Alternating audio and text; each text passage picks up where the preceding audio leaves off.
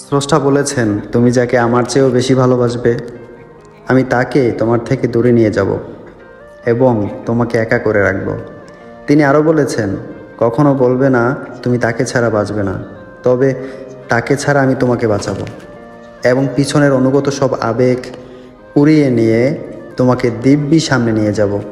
তুমি কি দেখো না, ঋতুরাও বদলে থাকে, ছায়া দেয় যে এই গাছটা শুকিয়ে গেছে, তোমাদের ধৈর্য হারিয়ে যায়, কিন্তু তোমার স্রষ্টা ধৈর্যশীল এবং পরম দয়ালু।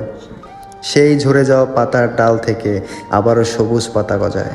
তুমি দেখো না, তোমার স্রষ্টার নিদর্শন, যে মানুষটাকে তুমি নিজের অংশ ভাবতে সেই মানুষটাও একদিন অচেনা হয়ে যায়, তোমার মন ভেঙে যায়। এমনকি তোমার বিশ্বস্ত বন্ধুরাও স্বার্থ ফুরিয়ে যাওয়ার পর বিশ্বাসঘাতকতে পরিণত হয়। তুমি কি তা দেখো না, যে মানুষটাকে নিজের জীবনের চেয়েও বেশি ভালোবাসতে সেই মানুষটাও কতটা পর হয়ে যায়?